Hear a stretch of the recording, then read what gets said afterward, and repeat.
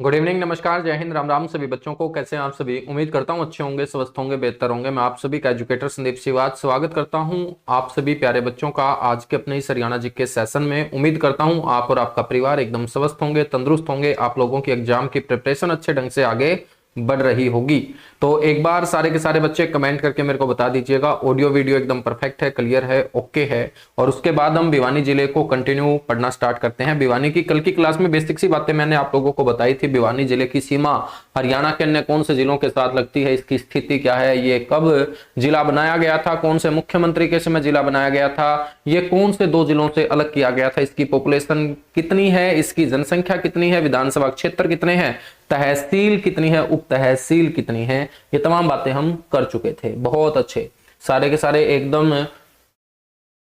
तंदुरुस्त होंगे, खुश होंगे, उम्मीद करता हूं। ठीक है, चलो फिर आगे बढ़े। अब बात करते हैं भिवानी के पुराने नाम की।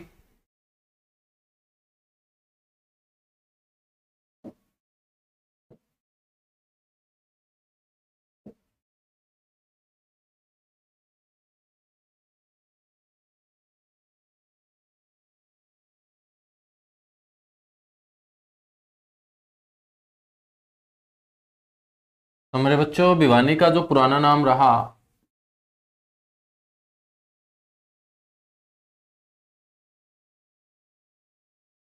वो बानीग्राम रहा है। ठीक है, बानीग्राम के साथ साथ इसको बयाणी के नाम से भी पुकारा गया। बयाणी के साथ साथ इसे बियानी के नाम से भी पुकारा गया है।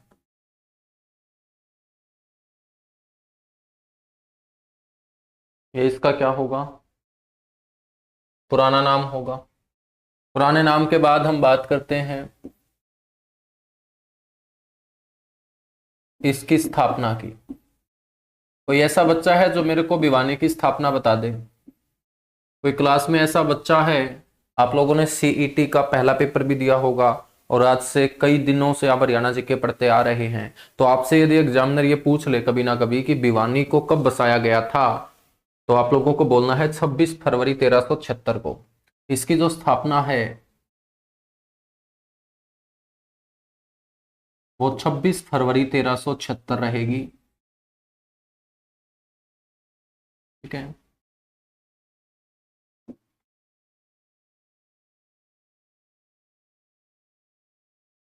राजा नीम सिंह द्वारा।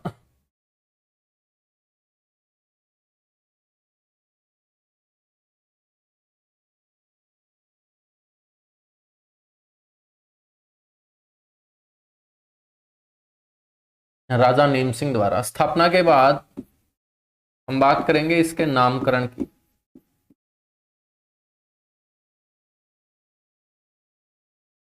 ठीक है, इसका जो नामकरण है बच्चों वो राजा नीम सिंह की पत्नी बानी देवी के नाम पर किया गया है।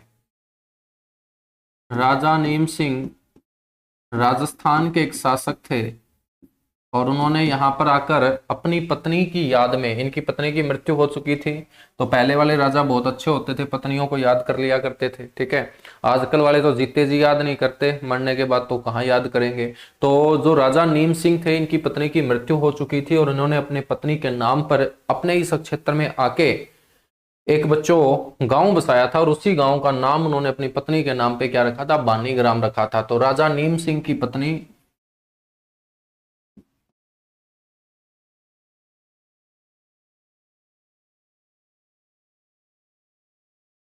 बानी देवी के नाम पर।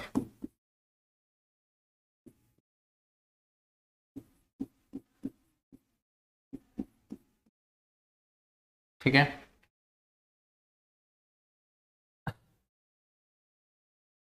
चलेगा। अब हम बात करते हैं उपनाम की। उपनाम आप सभी जानते हैं कि भिवानी को भिवानी के अलावा अन्य किन नामों से जाना जाता है। उपनाम में बच्चों सबसे पहले तो इसे बोलते हैं हरियाणा की काशी। हरियाणा की काशी,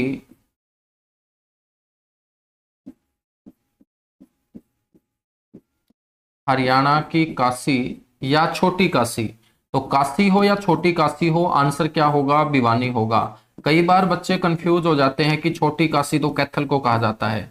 बच्चों छोटी काशी कैथल को तब बोला जाएगा जब ऑप्शन में भिवानी ना हो, वरना कैथल को नवग्रह कुंडों की छोटी काशी कहा जाता है, ना कि छोटी काशी। छोटी काशी हो या बड़ी काशी हो या कोई भी काशी हो, बच्चों यदि भिवानी ऑप्शन में बैठा है तो आप लोगों का जो ऑथेंटिक आंसर होगा वो भिवानी होगा। क्यों कहा जाता है काशी इसे, क्यों उत्तर प्रदेश के काशी के साथ इसका कंपैरिजन किया जाता है? क्योंकि यहाँ पर मंदिर ही मंदिर प्यारे बच्चों हुआ करते थे, और आज भी इसे हम मंदिरों की नगरी या मंदिरों का शहर बोलते हैं। तो मंदिरों की नगरी किसे कहा जाता है? भिवानी को। मंदिरों की नगरी के साथ साथ यहाँ पर जो मंदिरों की संख्या बताई जाती है वो 300 के आसपास बताई जाती है। तो 300 मंदिरों का शहर भी इसी को बोलते हैं। कहीं तुम कुरुक्षेत्र पहुंच जाओ, ठीक है, 300 मंदिरों का शहर, 300 मंदिरों का जो शहर है बच्चों वो किसे बोलेंगे? भिवानी को बोलेंगे। अब देख लीजिएगा, 300 मंदिरों का शहर एक नया क्वेश्चन है तुम लोगों के लिए, है ना। 300 मंदिरों का शहर किसे बोलते हैं? भिवानी को बोलते हैं।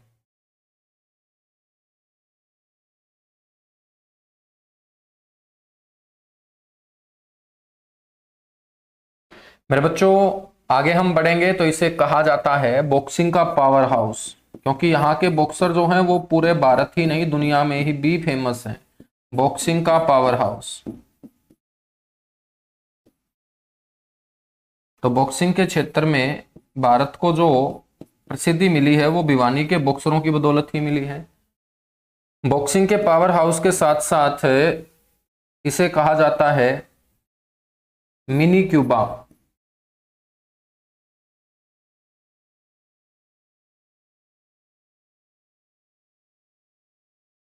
Mini Cuba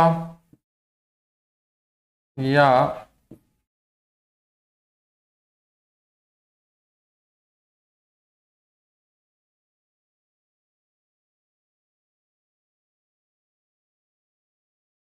little Cuba. Mini Cuba या लिटिल क्यूबा। क्यूबा एक कैरिबियाई कंट्री है जहां के बॉक्सर पूरी दुनिया में फेमस है, और भारत के अंदर भिवानी के बॉक्सर फेमस होने के कारण भिवानी का कंपैरिजन हमने किसके साथ कर दिया? क्यूबा के साथ कर दिया। किसके साथ कर दिया? क्यूबा के साथ। बहुत अच्छे भाई, बहुत अच्छे। नेक्स्ट इसे हम और किस नाम से पुकारते हैं? इसे बोला जाता है धर्मार्थ न्यासों का शहर। देखिएगा बड़ा इंपॉर्टेंट क्वेश्चन है ये। धर्मनगरी किसे बोलते हैं? कुरुक्षेत्र को। लेकिन धर्मार्थ न्यासों का शहर किसे बोलेंगे? भिवानी को। क्यों कहा जाता है? न्यास का मतलब होता है धार्मिक इमारतों से।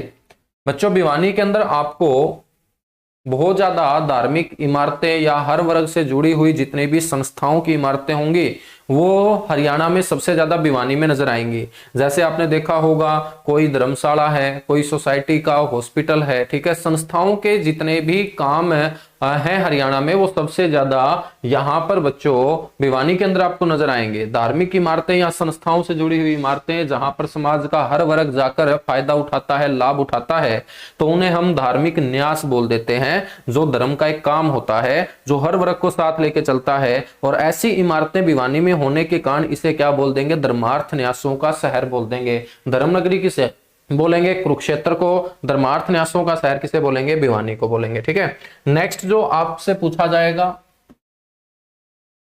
इसका उपनाम वो होगा, इसे कहा जाता है city of war heroes. City of war heroes.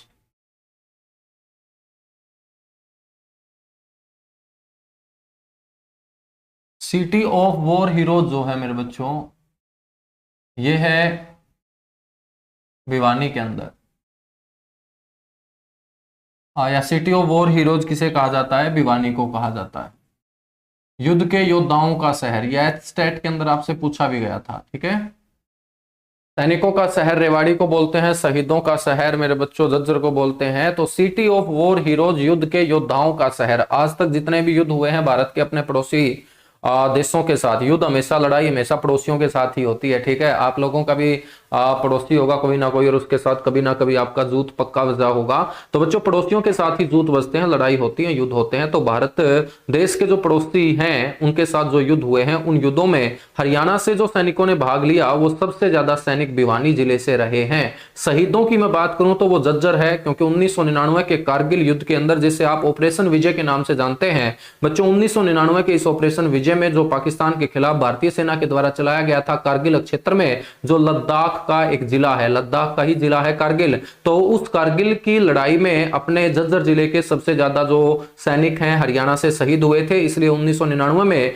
शहीदों का जो शहर है वो जज्जर को पुकारा जाना शुरू किया जाता है। लेकिन सैनिकों की संख्या की हम बात करें तो भारतीय सेनाओं में जो सबसे ज्यादा सैनिक भर्ती होते हैं वो रेवाड़ी जिले के होते हैं, इसलिए उसे सैनिकों का शहर बोल देते हैं। लेकिन यहां पर बात हो रही है युद्धों में पार्टिसिपेट की, और युद्धों में भाग लेने के मामले में भिवानी के युवा सबसे आगे रहे हैं, इसीलिए इसे बोलते हैं सिटी ऑफ वॉर हीरोज, युद्ध के योद्धाओं का शहर इसे कहा जाता है। ठीक है, तो ये भिवानी के सारे उपनाम आप लोगों को दिमाग में छाप लेने हैं।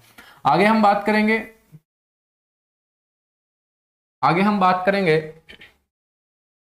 तो बात करते हैं किसकी, उद्योग धंधों की। भिवानी के अंदर उद्योग धंधे। अब भिवानी के अंदर यदि कभी तुम घूम फिर के देखोगे ना तो आपको उद्योग धंधे कम ही नजर आएंगे। ठीक है, उद्योग धंधे कम ही नजर आएंगे, लेकिन यहाँ का एक उद्योग बहुत लंबे समय से अपनी पहचान बनाए हुए है, और वो है आपका सूती कपड़ा उद्योग। सूती कपड़ा उद्योग,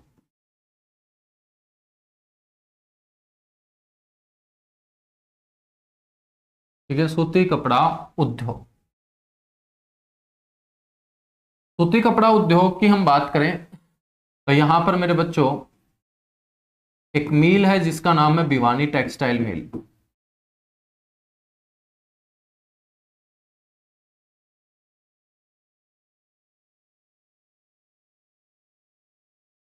इसको पहले पंजाब कॉटन मिल के नाम से जाना जाता था, पहले इसे पंजाब कॉटन मिल के नाम से जाना जाता था। अब इसे मेरे बच्चों ग्रेसिम टेक्सटाइल मिल और भिवानी टेक्सटाइल मिल के नाम से जाना जाता है। ग्रेसिम या भिवानी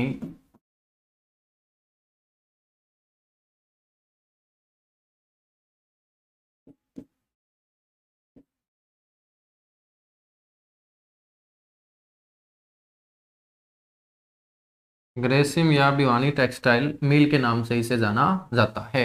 तो ग्रेसिम या भिवानी टेक्सटाइल मिल। बच्चों इसकी स्थापना की यदि हम बात करें, स्थापना पेपर में पूछी जाती है, तो इसकी स्थापना कब की गई थी सर? स्थापना की गई थी 1937 1937 में, और 1937 में इस मिल को जो स्थापित किया था वो बिड़ला समूह ने किया था। बिड़ला बोल दीजिएगा या बिरला बोल दीजिएगा, तो बिरला ग्रुप के द्वारा इस मिल को स्थापित किया गया था। और यहां से तैयार किया गया जो कपड़ा है वो बड़ी दूर दूर निर्यात किया जाता है। तो यहां से तैयार कपड़ा एक तो यूरोप देशों को, यूरोप महाद्वीप के जो देश हैं, और एक खाड़ी देशों को। खाड़ी देश पता है कौन से होते हैं? जिनके नाम के पीछे शतान जुड़ता है, जैसे कजाकिस्तान है, उज्बेकिस्तान है, ठीक है, पाकिस्तान है, अफगानिस्तान है। तो यहां से तैयार कपड़ा यूरोप व खाड़ी देशों को क्या किया जाता है? निर्यात किया जाता है।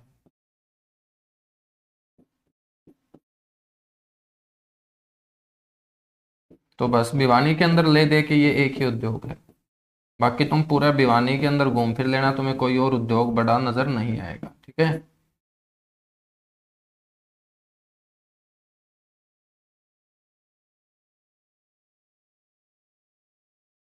चलेगा बच्चों। अब चर्चा किसकी करोगे तुम? चर्चा करेंगे सर मंदिरों की। मंदिरों में जाते होगे ना सुबह शाम? जाना चाहिए बच्चों। जो इस उम्र में मंदिरों में जालेगा तो उसको बुढ़ापे में दुख थोड़े से कम होंगे।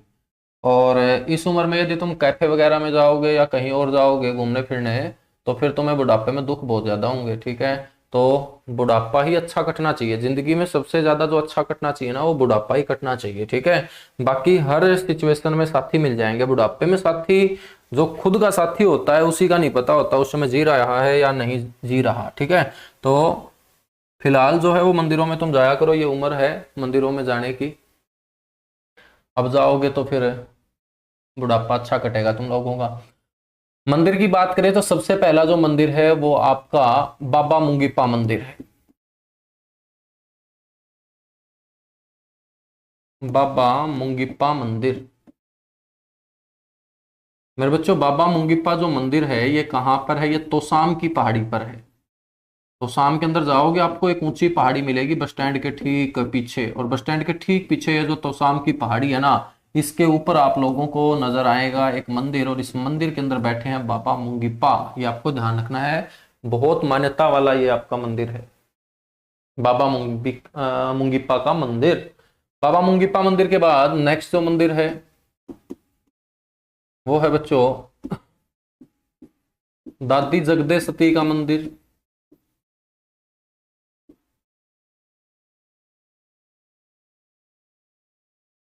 दादी जगदे सती का मंदिर, और आपसे ये पूछ ले कहाँ पर है, तो जहां पर मैं गांव का नाम आप लोगों को बता रहा हूं ना, तो गांव के नाम के साथ याद रखना है बच्चों से। ठीक है, खरक कला, कला का मतलब बड़ा होता है, खरक कला गांव के अंदर है ये।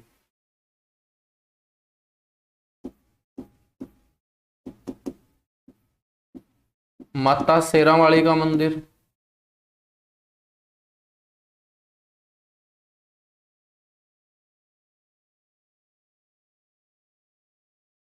माता शेरावाली का मंदिर।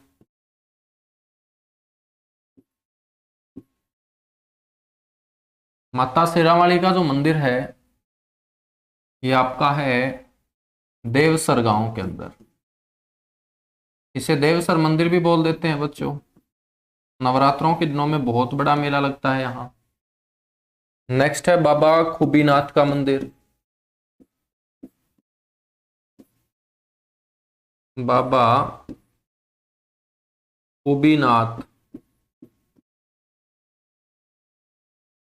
का मंदिर,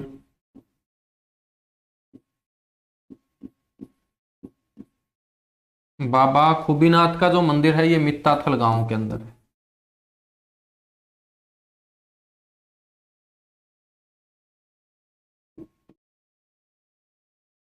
ठीक है, नेक्स्ट है बाबा परमहंस का मंदिर।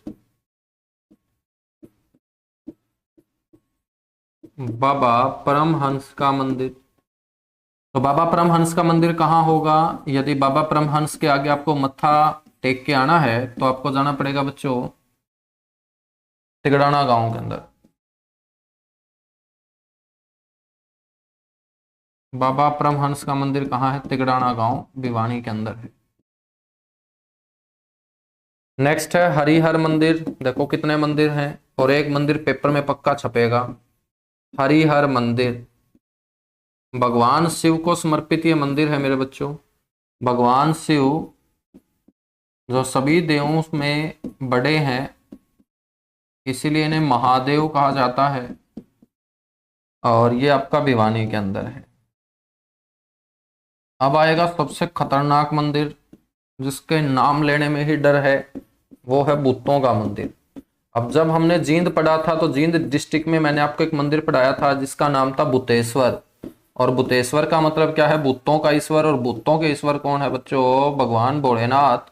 तो भूतों का जो मंदिर होगा ये भी किसको समर्पित होगा? भगवान शिव को, क्योंकि भूतनाथ किसे कहा जाता है? भगवान शिव को कहा जाता है, भोलेनाथ को कहा जाता है। और एक बार सारे के सारे बच्चे बोलेंगे भगवान भोलेनाथ की जय। तो मेरे प्यारे बच्चों, ये भूतों का मंदिर भी कहाँ होगा? भिवानी के अंदर होगा सर। भूतों का मंदिर कहाँ होगा? भिवानी के अंदर होगा। नेक्स्ट मंदिर आपका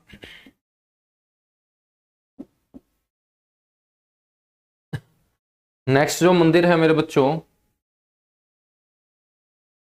मेरा गांव है जी। कौन सा गांव है गुड़िया? कौन सा गांव है तेरा?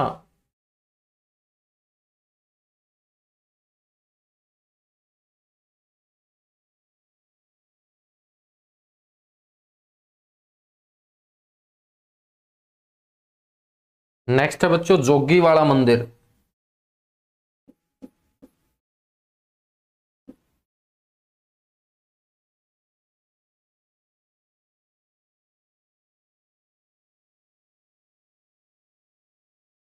नेक्स्ट है जोगी वाला मंदिर।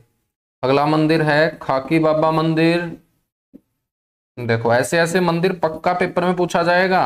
ये जो मंदिर मैं तुम्हें पढ़ा रहा हूं ये सरकार के आंकड़ों से उठा के पढ़ा रहा हूं, ठीक है। खाकी बाबा मंदिर, कहीं तुम सोचो कि खाकी बाबा से क्या क्वेश्चन पूछा जाएगा। खाकी बाबा एक नंबर का जुगाड़ करवा देगा यदि आप अच्छे से इसको याद कर लेते हो तो खाकी बाबा का मंदिर आप लोगों को ध्यान रखना है बच्चों, कहाँ है। ये आपका भिवानी के अंदर है।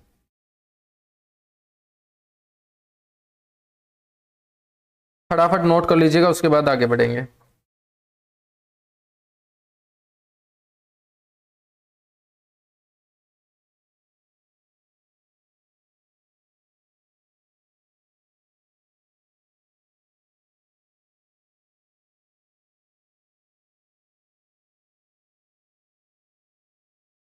चलेगा, एक मंदिर और तुम्हें पढ़ा देता हूं फिर, बाबा खेड़े वाले का मंदिर।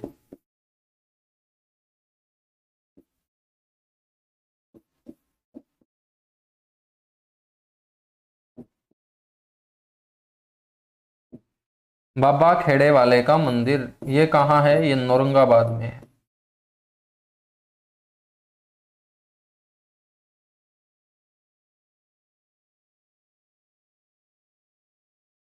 ठीक है बच्चों, चलेगा, बहुत अच्छे।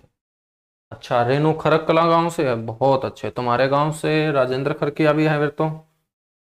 मंदिर के बाद तुम लोगों को लेके चलता हूं मेलों में।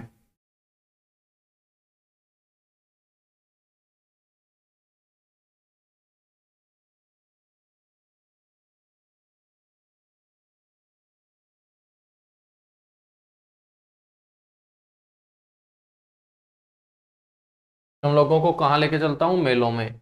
मेलों में सबसे पहले आपको ध्यान रखना है देवसर मेला।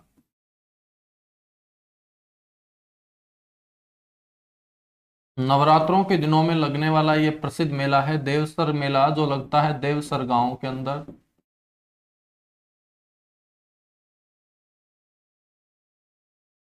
और देवसर गांव है बच्चों भिवानी डिस्ट्रिक्ट का गांव।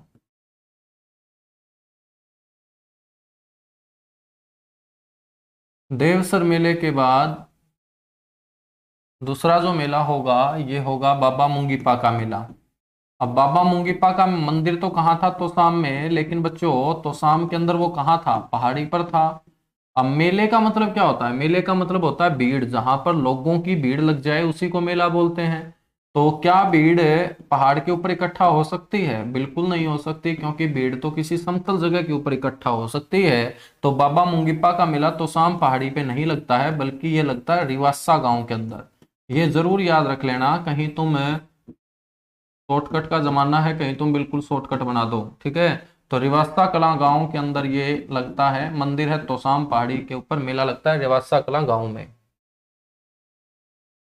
नेक्स्ट है दादी जगदे सती का मेला, और ये लगता है रेणु नाम की लड़की के गांव में जो अपने बैच में जुड़ी हुई है। दादी जगदे सती का मेला, और रेणु का गांव है खरक कला गांव। तो दादी जगदे सती का मेला कहाँ लगेगा, खरक कला गांव में लगेगा।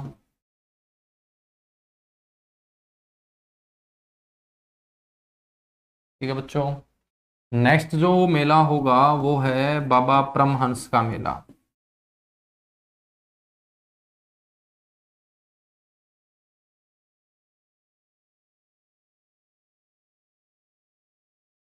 परमहंस का मेला तिगड़ाना गांव के अंदर।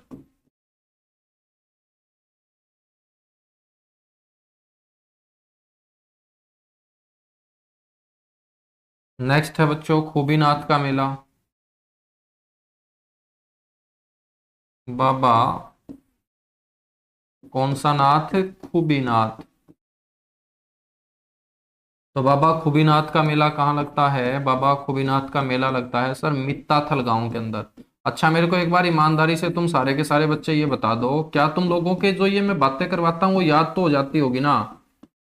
कहीं ऐसा तो नहीं है कि सिर्फ मैं लिखते जा रहा हूं आप भी लिखते जा रहे हो, दिमाग में ये चीजें सेट ही ना हो रही हो, ऐसा कोई महानुभाव क्लास में हो तो मेरे से डिस्कस जरूर कर लेना, ठीक है। मैं आप लोगों को याद करने का कुछ और आसान तरीका बताने की कोशिश करूंगा। फिर नेक्स्ट है मेरे बच्चों बाबा खेड़े वाले का मेला।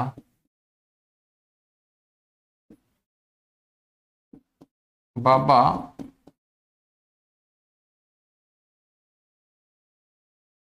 खेड़े वाले का मेला। और बाबा खेड़े वाले का जो मेला लगता है ये लगता है औरंगाबाद में।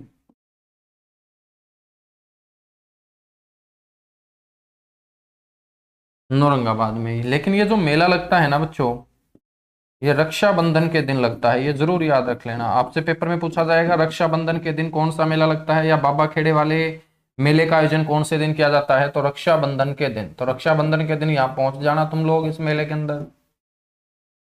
तो इस मेले का जो आयोजन है वो रक्षाबंधन के दिन किया जाता है बच्चों, ठीक है। तो ये भिवानी के क्या है, प्रसिद्ध आपके मेले हैं, ये आप लोगों को ध्यान रखना है। मेलों के बाद चर्चा करें हम, जल्दी से नोट कर लीजिएगा, उसके बाद फिर आगे बढ़ेंगे। मेलों के बाद हम पता है चर्चा करेंगे यहां पर शिक्षा और संस्थान की। शिक्षा और संस्थान की। तो यहां से एक मंदिर और एक मेला पक्का पेपर में पूछा जाता है मेरे बच्चों। तो अच्छे तरीके से उसको आप लोग पढ़ते रहिएगा, कोई दिक्कत आए तो पूछते रहिएगा। जल्दी से नोट करो फिर आगे बढ़ेंगे।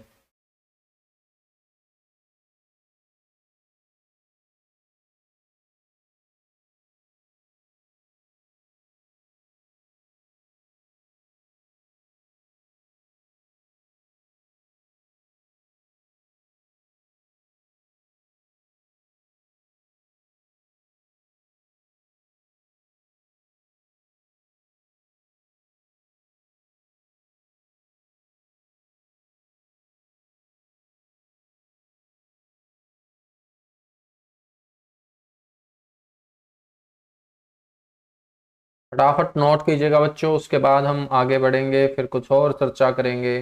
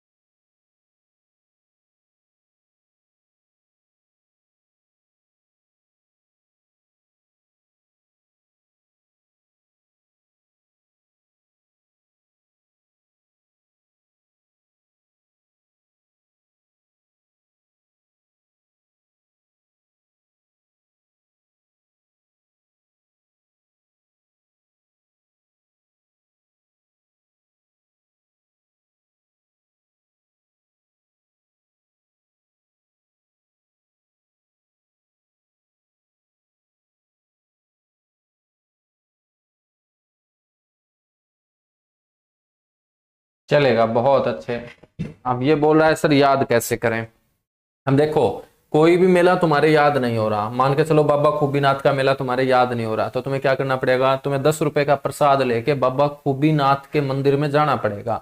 और एक बार जब इस मंदिर के अंदर तुमने कदम रख दिया तो बुढ़ापे तक तुम याद नहीं, बुढ़ापे तक तुम भूल नहीं पाओगे इस मंदिर को भी और इस बाबा को भी, ठीक है। तो जिक्के याद करने का सही तरीका क्या होता है, या तो हम उस स्थान की विजिट करें, या तो हम उस स्थान के ऊपर जाएं। कोई मंदिर याद नहीं हो रहा है तो उस भगवान के दरबार में जाके मत्था टेकें, ठीक है। कोई मेला याद नहीं हो रहा है तो उस मेले के अंदर जाके हम कुछ खरीदारी करके आए, ठीक है। तो सबसे आसान तरीका तो है, देखिएगा जिक्के को इस तरीके से याद किया जा सकता है। दूसरा तरीका क्या है, दूसरा तरीका है घर बैठे बैठे आप 3 से 4 बार कम से कम इन मेलों को कॉपी के ऊपर लिखें और आप इनकी रिवीजन करें।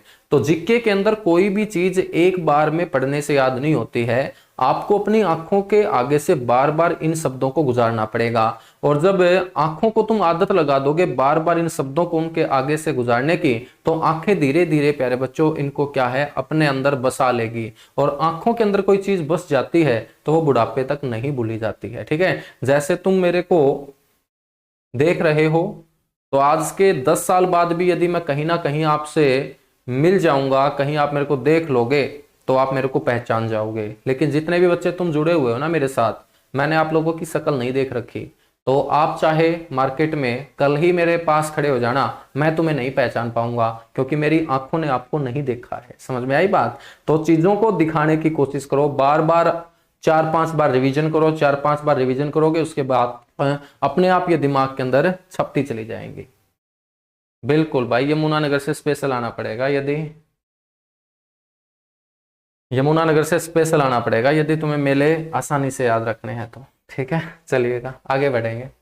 हम भी तो यमुनानगर आएंगे स्पेशल तुम्हारे यमुनानगर के मेले याद करने के लिए, तो तुम भिवानी आओ चल के। मेलों के बाद बात कर लेते हैं शिक्षा और संस्थान की।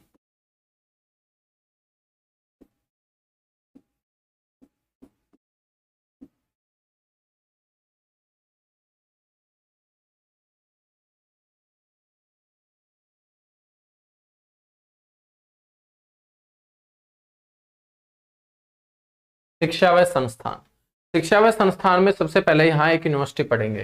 यूनिवर्सिटी का नाम है CBLU।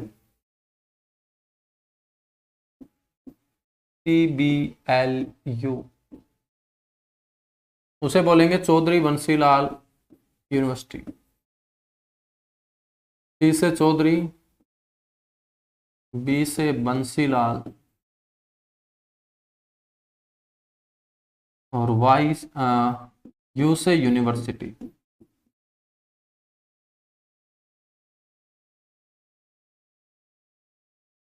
चौधरी बंसीलाल यूनिवर्सिटी, ये कहाँ है मेरे बच्चों? सर ये भिवानी में है। अब आपसे इसकी स्थापना पूछी जा सकती है, बाकी तो यहां से कुछ और है नहीं पूछने लायक। तो इसकी जो स्थापना है वो 2014 के अंदर की गई थी।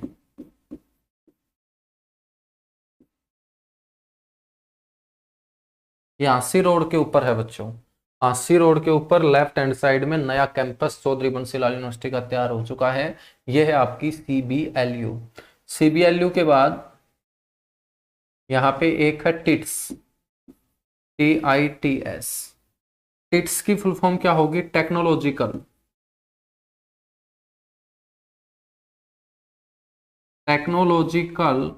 Institute of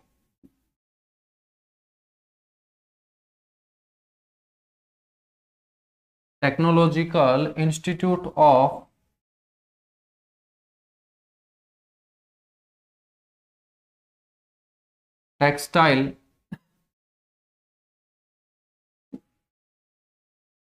and science. Tits, technological institute of textile and science. बच्चों हम बात करें इसे कब स्टैब्लिश किया गया था? स्थापना 1943 के अंदर। इस इंस्टीट्यूट में कपड़ा कैसे तैयार किया जाता है ये बच्चों को पढ़ाया जाता है।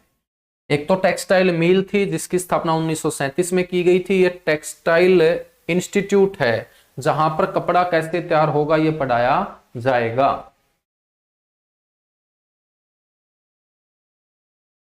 भाई 16 से क्लासेज। अमित रथ, कोई ऐसा बच्चा तो नहीं है जिसने Haryana GK special theory batch second भी परचेज कर लिया है? ऐसा कोई महानुभाव है तुम लोगों में जिसने पहला बैच तो खरीद रखा था और उन बच्चों का मेरे प्रति प्यार इतना ज्यादा है कि उन्होंने दूसरा बैच भी परचेज कर लिया होगा? लेकिन मैं आप लोगों को बता देता हूं कि पहला बैच और दूसरा बैच बिल्कुल सेम है। ठीक है, कोई डिफरेंस नहीं है। यदि कोई ऐसा बच्चा है तो वो मेरे को मैसेज कर देना, उसकी जो फीस है पूरी की पूरी रिफंड कर दी जाएगी।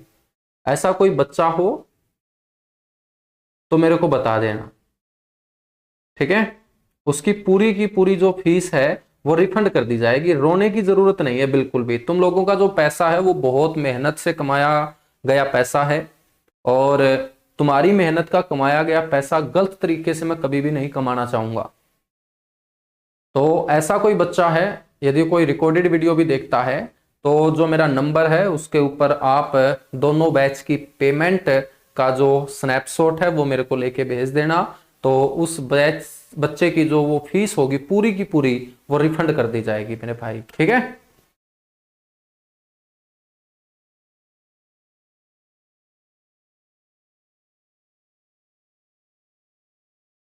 चलेगा, इसके बारे में भी गंगा आप मेरे को मैसेज करके भेज दीजिएगा। देखिएगा कोई भी इशू आपको आता है एप्लीकेशन में, अब से हम जुड़े हुए हैं, सारी की सारी टेक्निकल चीजें हैं। कोई भी इशू आता है ना, तो उस इशू की छोटी सी एक क्लिप बना लिया करो तुम, ठीक है, मात्र 3-4 सेकंड, 5-10 सेकंड, और किसी दूसरे मोबाइल से क्लिप बना के कोई भी इशू आता है तो इस नंबर के ऊपर आप व्हाट्सअप कर दिया करो, ठीक है। और व्हाट्सअप आप कर दोगे क्लिप के साथ, यदि वीडियो क्लिप के साथ यदि आप व्हाट्सअप करोगे ना, तो विद इन 15 या 20 मिनट आप लोगों का जो प्रॉब्लम होगी वो रिजोल्व कर दी जाएगी, उसका सॉल्यूशन मिल जाएगा आप लोगों को, ठीक है। और यदि आप सिर्फ बताओगे ये हो रहा है वो हो रहा है, तो वो मेरे भी समझ में नहीं आना, क्योंकि मैं भी टेक्निक कम ही यूज करता हूं, टेक्निकल तरीके से कमजोर ही मानिएगा।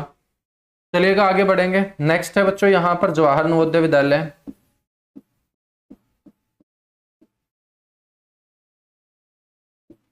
जवाहर नवोदय विद्यालय, यदि हम बात करें भिवानी जिले का जवाहर नवोदय विद्यालय कहाँ है, वो है देवराला गांव में। देवराला गांव के अंदर भिवानी का जवाहर नवोदय विद्यालय है बच्चों, ठीक है। यहाँ पर एक Sarvepalli Radhakrishnan multi intelligence school भी है।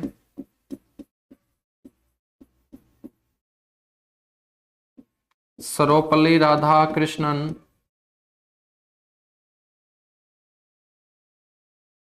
मल्टी इंटेलिजेंस स्कूल,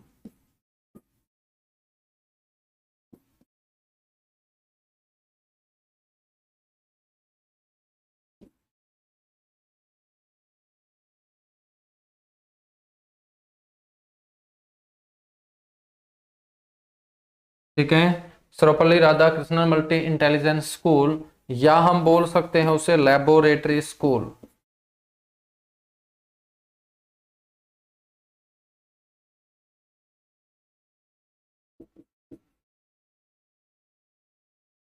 ये बच्चों भिवानी के अंदर है, और इसकी जो स्थापना की गई वो 2011 के अंदर की गई थी।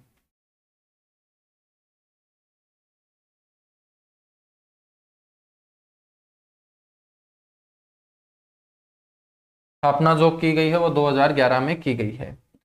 ये इस प्रकार का हरियाणा का एकमात्र स्कूल है जहां पर आपको प्रैक्टिकल वर्क करवाया जाता है, थ्योरेटिकल काम नहीं करवाया जाता। तो हरियाणा का एकमात्र लैब स्कूल है ये।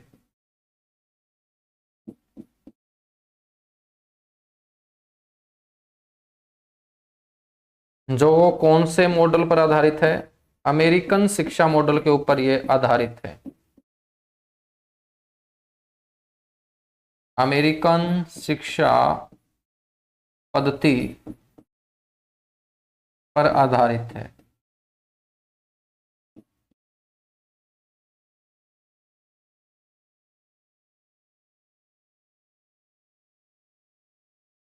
अमेरिकन शिक्षा पद्धति के ऊपर ये क्या है, आधारित है मेरे बच्चों। समझ में आई बात? चलेगा, फिर आगे बढ़ेंगे।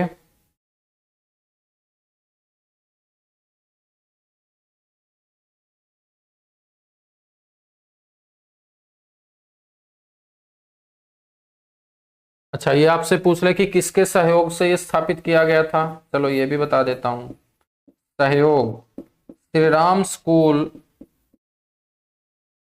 गुरुग्राम,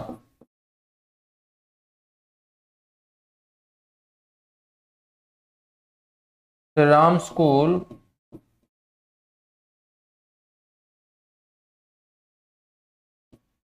गुरुग्राम, ठीक है।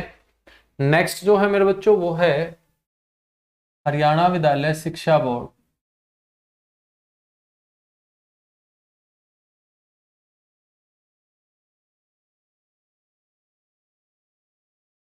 हरियाणा विद्यालय शिक्षा बोर्ड, अब इसको आप शॉर्ट फॉर्म में क्या बोलते हो, HBSC बोलते होगे ना, Haryana board of school education, HBSE। और है कहाँ सर ये, आसे भिवानी रोड के ऊपर, भिवानी से जब आते हैं तो राइट हैंड साइड में स्थित है। हरियाणा विद्यालय जो शिक्षा बोर्ड है, इसकी स्थापना की हम बात करें, स्थापना इसकी सबसे पहले बच्चों भिवानी में नहीं की गई थी बल्कि चंडीगढ़ में की गई थी। स्थापना जो की गई थी वो सबसे पहले 1969 1969 चंडीगढ़ में की गई थी। जब चंडीगढ़ में ये बोर्ड बनाया जाता है जो हरियाणा के सारे सरकारी स्कूलों को ऑपरेट करेगा, लेकिन इस बोर्ड को कोई एक्सपीरियंस नहीं था। इस बोर्ड के अंदर जितने भी लोग स्टार्टिंग के भर्ती किए गए उनको काम करना ही नहीं आता था, और जब तक उनको काम करना नहीं आएगा तो ये बोर्ड कैसे आगे बढ़ेगा। तो बच्चों फिर इस बोर्ड ने सहारा मांगा, इस बोर्ड ने सहायता मांगी, और सहायता करने का काम किया चंडीगढ़ की एक यूनिवर्सिटी जिसे हम पीयू बोलते हैं, पंजाब यूनिवर्सिटी। और पंजाब यूनिवर्सिटी चंडीगढ़ ने इस बोर्ड को आगे बढ़ाने के लिए अपने 100 कर्मचारी दिए थे, और पंजाब यूनिवर्सिटी चंडीगढ़ के 100 कर्मचारियों ने बच्चों इस बोर्ड को आगे बढ़ाने का क्या किया था, काम किया था। तो आपको ध्यान रखना है, स्थापना के समय जो सहयोग किया था वो कौन सी यूनिवर्सिटी ने किया था। जब इसके पास बिल्कुल भी एक्सपीरियंस नहीं था काम करने का, तो सहयोग किया था पंजाब यूनिवर्सिटी ने।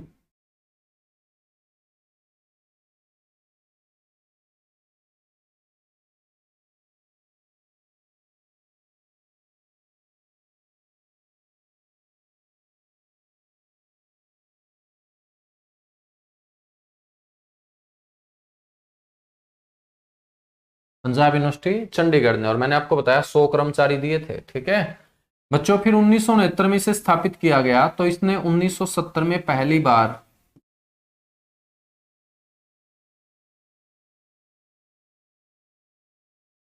दसवीं की परीक्षा आयोजित की थी। 10th के जो एग्जाम है वो कंडक्ट करवाए थे, और 10वीं को बोलते हैं हाई स्कूल परीक्षा। अब जब 10वीं की परीक्षा 1970 में आयोजित की, तो कागज जो बनना स्टार्ट होंगे, बच्चों के डॉक्यूमेंट जो बनना स्टार्ट हुए होंगे वो 1970 में ही हुए होंगे। तो यहां से क्वेश्चन पूछा जाता है कि हरियाणा विद्यालय शिक्षा बोर्ड ने कौन से वर्ष से लेकर अब तक के अपने सारे के सारे रिकॉर्ड ऑनलाइन कर दिए हैं। अब रिकॉर्ड बनना कब स्टार्ट होंगे, 1970 में। तो 1970 से लेके अब तक हरियाणा विद्यालय शिक्षा बोर्ड ने अपने सारे के सारे जो रिकॉर्ड हैं वो क्या कर दिए हैं, ऑनलाइन कर दिए हैं ना। तो समझना है, रटना नहीं है, ये रटने की चीजें नहीं होती है, समझने की चीजें हैं कि जब वहां पे रिकॉर्ड बनना शुरू हुआ होगा तो वहां से लेकर अब तक के सारे रिकॉर्ड उन्होंने क्या कर दिए होंगे, ऑनलाइन कर दिए होंगे। ठीक है, अब 1970 में 10वीं की परीक्षा ले ली, 10वीं के बाद 8वीं की परीक्षा इन्होंने ले ली कब, 1976 के अंदर, 1976, 1976 में पहली बार। अब 8वीं को क्या बोलते हैं बच्चों, मिडिल परीक्षा बोलते हैं ना। पहली बार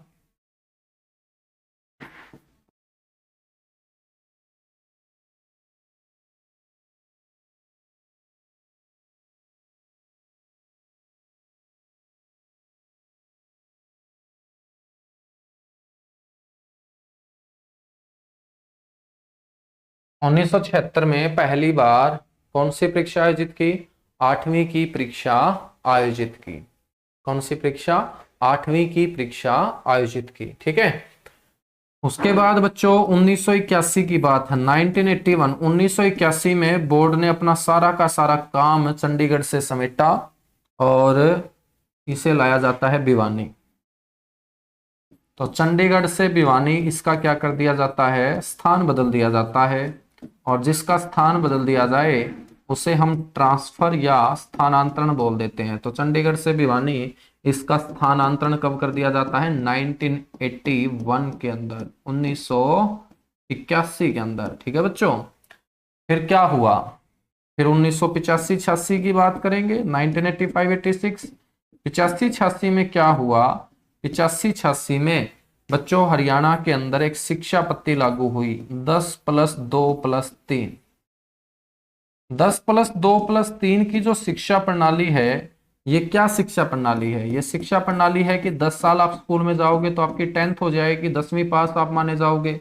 और 10वीं पास करने के बाद 2 साल और स्कूल जाओगे तो तुम लोग +2 कर जाओगे, और +2 के आगे 3 साल फिर तुम कॉलेज में जाओगे तो तुम ग्रेजुएट कहलाओगे, तुम ग्रेजुएशन कर जाओगे। ठीक है, लेकिन कॉलेज की हवा लग जाती है, कॉलेज में थोड़ा सा अनुशासन कम होता है, तो +2 तक तो ठीक ठाक रहता है मामला। +2 के बाद यहाँ पर 3 की बजाय बच्चों के जब हवा लग जाती है ना, तो ये ग्रेजुएशन 4 साल में, 5 साल में, कईयों की तो 8-8 साल में भी बच्चों नहीं होती है। ठीक है, सप्ली पे सप्ली, सप्ली पे सप्ली, तो दिन रात सप्ली सप्ली वो खेलते रहते हैं। तो 10+2+3 की शिक्षा प्रणाली कब लागू हुई, पेपर में पूछा गया 85-86 में। जब ये शिक्षा प्रणाली लागू हुई तो अगले ही साल, अगला साल कब होगा, 87 होगा। अगले ही साल बोर्ड ने क्या कर दिए, +2 के पेपर ले दिए बच्चों। तो बोर्ड द्वारा 10+2 की परीक्षा आयोजित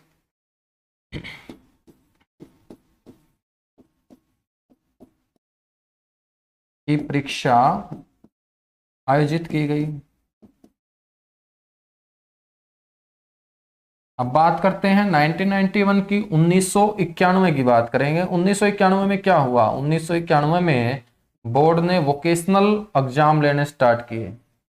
वोकेशनल एग्जाम मतलब डिप्लोमा जो होल्डर होते हैं, ITI वाले, पॉलिटेक वाले, ठीक है, वोकेशनल परीक्षा आयोजित 1991 में। जितने भी ये साल लिखवा रहा हूं ये पेपर में क्वेश्चन के रूप में आएंगे बच्चों। बात करते हैं 1994 की सर। 1994 में हरियाणा ओपन बोर्ड की शुरुआत की जाती है। हरियाणा ओपन बोर्ड, कौन सा बोर्ड, ओपन बोर्ड।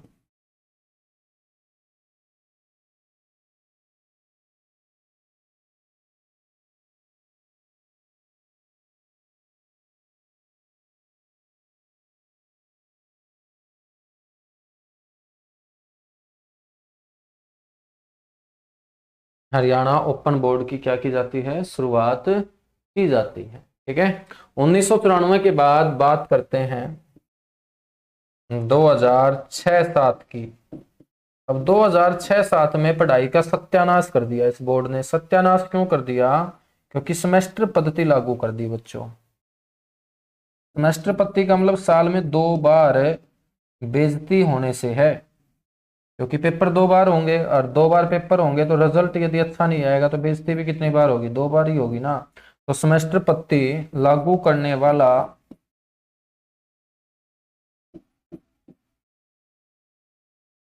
भारत का प्रथम बोर्ड है।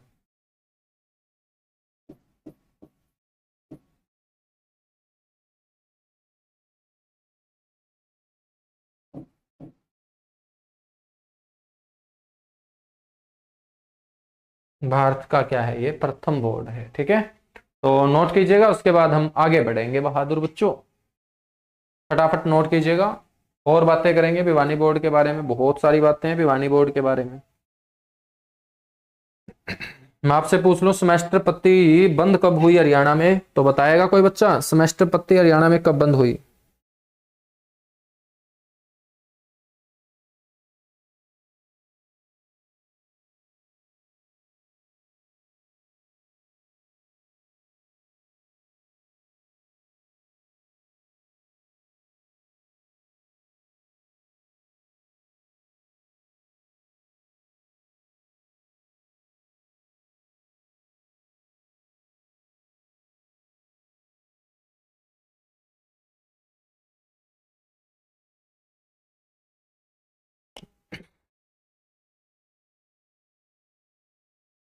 बिल्कुल 2017 में। बहुत इंटेलिजेंट बच्चे हो भाई तुम लोग, वास्तव में बहुत इंटेलिजेंट बच्चे हो।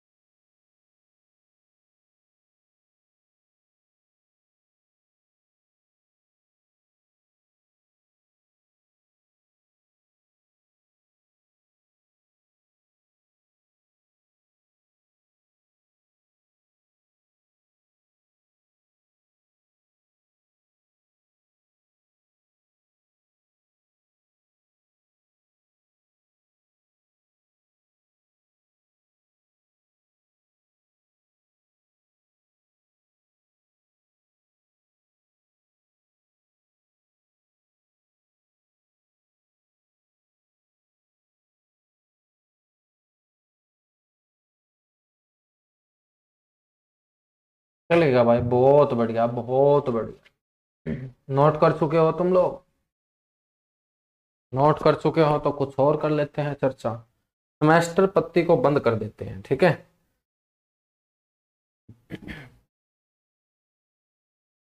तो बोर्ड द्वारा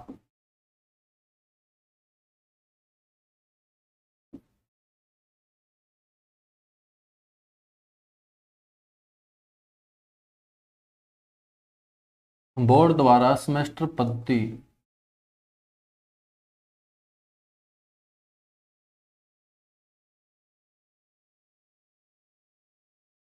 समाप्त।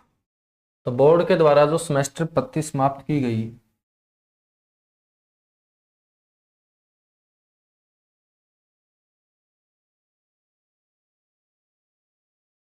वो 2016-17 के सेशन में की गई थी, ठीक है, 2016-17।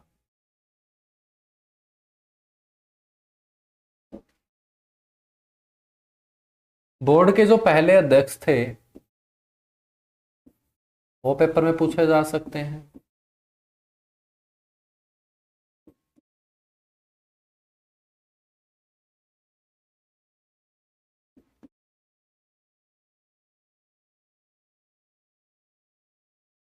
वो थे BS आहूजा।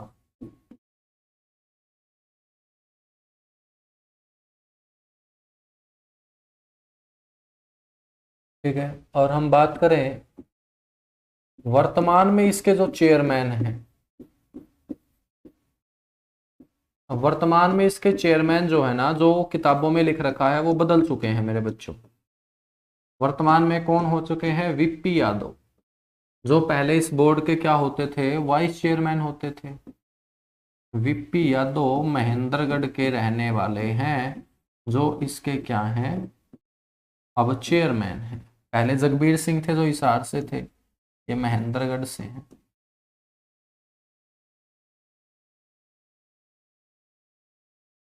तो ये बोर्ड के बारे में तमाम बातें आपको पता होनी चाहिए, ठीक है। तो ये है शिक्षा और संस्थान। अब हम बात करते हैं टूरिस्ट कॉम्प्लेक्स की, पर्यटन स्थलों की। भिवानी जिले के पर्यटन स्थल।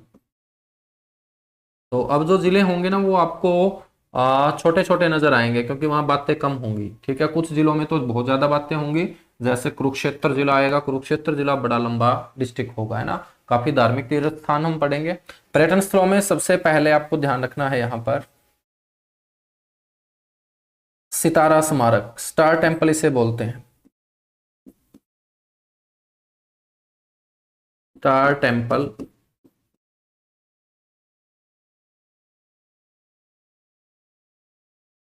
या हम इसे बोलते हैं सितारा स्मारक। अब स्मारक क्या होता है? याद में होता है, तो किसी ना किसी की याद में है, जिसकी आकृति क्या है? स्टार के जैसी है। और ये जो स्टार टेम्पल है, सितारा स्मारक है, ये दिनोद गांव में है बच्चों। दिनोद गांव।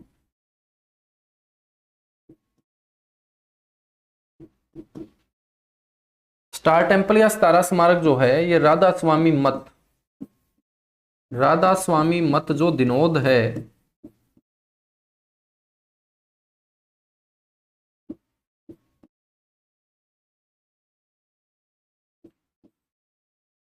राधा स्वामी मठ दिनोद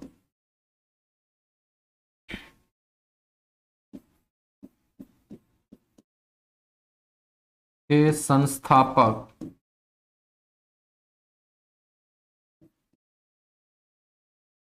संत ताराचंद जी महाराज की समाधि है बच्चों।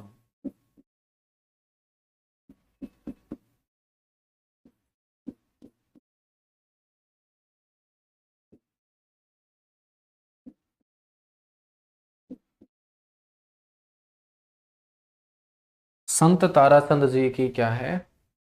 समाधि है। तो राधा स्वामी मठ दिनोद के संस्थापक संत ताराचंद जी की ये क्या है? समाधि है।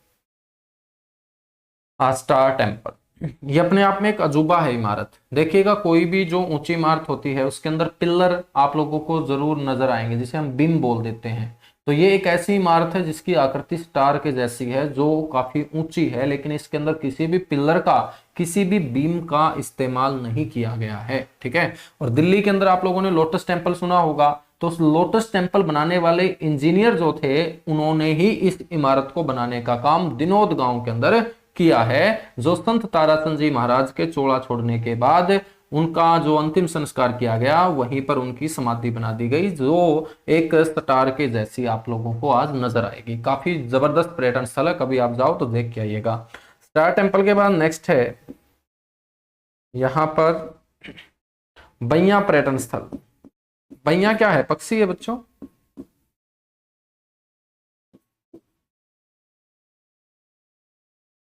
और बैया पर्यटन स्थल भी कहाँ होगा? भिवानी के अंदर होगा।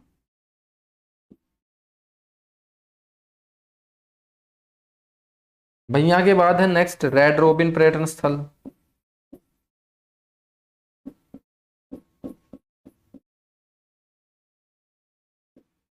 रेड रोबिन पर्यटन स्थल। तो रेड रोबिन जो पर्यटन स्थल है आपका, ये भी कहाँ होगा? भिवानी के अंदर होगा।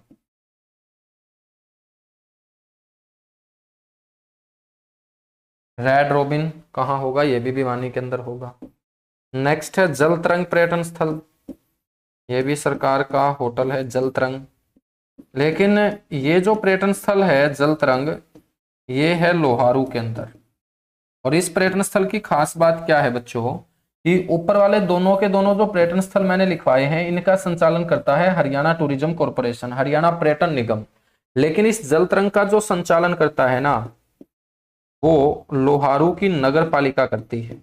लोहारू की नगर पालिका ही इसकी कर्ता धर्ता है। तो हरियाणा के अंदर एक ऐसा पर्यटन स्थल बताओ जिसका संचालन उस शहर की नगर पालिका के द्वारा किया जाता है, तो आप लोग याद रखिएगा, वो है आपका जल तरंग पर्यटन स्थल। जल तरंग पर्यटन स्थल। तो लोहारू नगर पालिका के द्वारा ही इसका क्या किया जाता है? संचालन किया जाता है। ठीक है। तो आज हम इतना सा ही कर लेते हैं, बाकी हम कल की क्लास में मिलेंगे, और कल की क्लास कोशिश करेंगे मॉर्निंग में हो, और इसी तरीके से हम डे बाय डे आगे बढ़ते चले जाएंगे। ठीक है। दिसंबर के बाद आप लोगों को सिलेबस बहुत जल्दी होता हुआ नजर आएगा। दिसंबर तो छोड़िएगा, अभी जो हम बात करेंगे ना 02 बैच की जो क्लास है वो यहाँ पर भी चला करेंगी। तो 2 क्लास जो है वो अब डेली हम शुरू कर देंगे। ठीक है। उसके बाद देखिएगा सिलेबस की रफ्तार कैसे बढ़ती है। और तुम लोगों को जो एक चिंता है कि सिलेबस टाइम पे हो पाएगा नहीं हो पाएगा, तो सारी की सारी चिंता अपने आप तुम्हारी दूर होती रहेगी। जैसे जैसे मैं स्ट्रेटजी पे चल रहा हूँ, उसी स्ट्रेटजी के ऊपर आप चलोगे तो चीजें भी आसान होगी, पढ़ने में भी मजा आएगा, और जब पढ़ने में मजा आएगा ना, तभी पेपर में स्कोर आएगा। ठीक है। चलेगा। Thank you, bye bye, love you. आप सभी को ढेर सारा प्यार, और बाकी बच्चों तक भी आप लोग जानकारी पहुंचाते रहिएगा। बैच के बारे में तुम लोग जानकारी बिल्कुल नहीं पहुंचाते हो, ठीक है, तो तुम पहुंचाया करो, बाकी बच्चों तक भी बेहतरीन कंटेंट डिलीवर हो, उन लोगों का भी हरियाणा जीके के अंदर कॉन्फिडेंस बढ़े, और हरियाणा जीके तो कम से कम पेपर में उनका जबरदस्त तरीके से साथ दे। मैथ्स में डिस्काउंट है 15 दिसंबर तक। जो कूपन है उसी कूपन को आप अप्लाई कीजिएगा। ठीक है। और बाकी जिन बच्चों ने हरियाणा जी के बैच परचेज कर रखा है, यदि वो मैथ्स रीजनिंग का परचेज करना चाहते हैं, तो कुछ ना कुछ उनके लिए एक्स्ट्रा डिस्काउंट कल सोचेंगे। अच्छा, टाइम फिक्स कर दें? हाँ बिल्कुल, टाइम फिक्स करेंगे गुड़िया। ठीक है। तो इसके लिए मैं बस सॉरी बोलना चाहूँगा 1-2 दिन के लिए, तो उसके बाद थोड़ी सी घर में सिचुएशन नॉर्मल हो जाएगी ना, उसके बाद मेरे को फिर घर के काम नहीं करने पड़ेंगे, है ना। तो मैंने बताया था कुछ प्रॉब्लम थी, तो थोड़े से घर के काम मेरे को करने पड़ते हैं, इसलिए काम का नहीं पता किस टाइम आ जाता है। हाँ, तो उसके बाद घर में चीज़ें नॉर्मल हो जाएंगी, फिर टाइम फिक्स कर देंगे बिल्कुल।